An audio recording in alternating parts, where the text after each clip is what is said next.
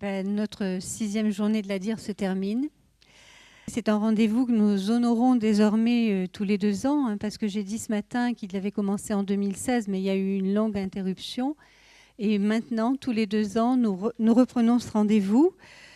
Alors, c'est un rendez-vous qui suppose en 96, oui. C'est un rendez-vous... J'ai dit quoi? J'ai dit... oui, en 96, oui, c'est ça. Excusez-moi. Bon, ben voilà. Donc, c'est un rendez-vous qui suppose une grande implication de tous dans l'institution. Alors d'abord, je vais citer tout le monde parce que je pense que c'est important.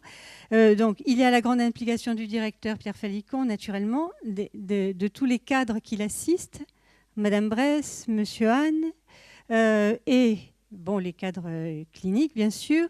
Il y a l'équipe administrative aussi. Des deux. Et puis, il y a les personnels des 2 IME, la Majorane, le Claude Bertrand et les équipes du centre d'hébergement de Beaulieu. Donc, dans ces rendez-vous, chaque fois, nous avons l'occasion d'une mise à ciel ouvert des pratiques cliniques qui ont cours dans nos institutions. Donc, ces 3 établissements, et ce sont des pratiques cliniques orientées par la psychanalyse. C'est vraiment le signifiant auquel nous tenons et les pratiques auxquelles nous tenons. Le thème 2016, autour du choix des appareillages et les exposés qui vous ont été présentés, révèle l'inventivité des jeunes sujets que nous y accueillons. Ces sujets ne peuvent pas se soutenir du langage au même titre que leurs congénères plus normés qui fréquentent les établissements traditionnels. En s'appareillant aux objets, au regard, à la parole d'une façon innovante, ils ébauchent des solutions pour construire leur lien ténu à l'autre du langage et aux autres, à leurs semblables.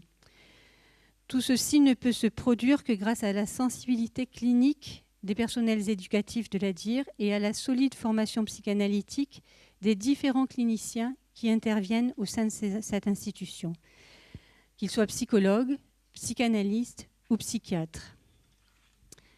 Leurs écrits, aujourd'hui, leurs commentaires nous ont éclairés quant à la finesse de leurs approches, souvent très délicates.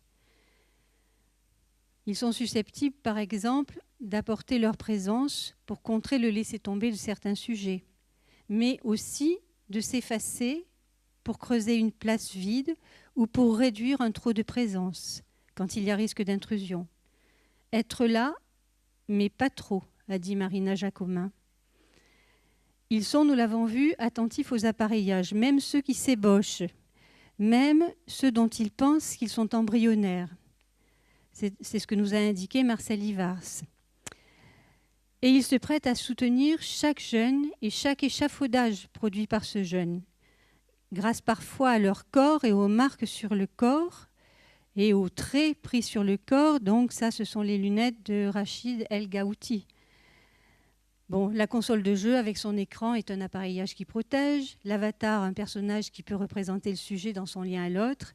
Stéphane Joguet nous parle ainsi des jeux vidéo, lesquels, prêtant à controverse, ouvrent aussi un champ de réflexion pour les éducateurs. Et aujourd'hui, nous avons eu des apports supplémentaires concernant ces jeux vidéo grâce à Alexandre Stevens. Alors, nous avons pu aujourd'hui prendre la mesure de tout ce qui opère au sein des institutions de la DIR. Et beaucoup grâce à Alexandre Stevens, oui, qui s'est déplacé de Belgique et depuis qui est le fondateur du Courtil. Et nous le remercions très sincèrement qu'il ait accepté de se joindre à nous, de nous avoir proposé ses analyses, ses questions, comme autant de pouces à l'élaboration. Sa conférence, bien sûr, a été encore plus éclairante avec tout ce qu'il a partagé au niveau des cas cliniques. C'est un partage d'une grande expérience. Donc voilà, nous le remercions énormément et je suis sûre que ce que nous avons entendu aujourd'hui de sa part fera trace pour chacun de nous et relancera un désir de travail clinique.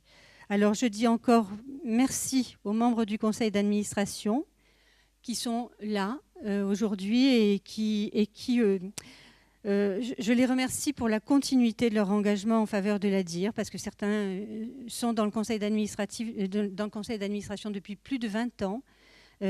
toujours présents et on peut compter sur eux. Voilà. Et enfin, je vous remercie tous, vous qui êtes là, de nous avoir offert votre écoute, de nous avoir offert votre travail et vos interrogations. Nous vous donnons rendez-vous dans 2 ans. À bientôt.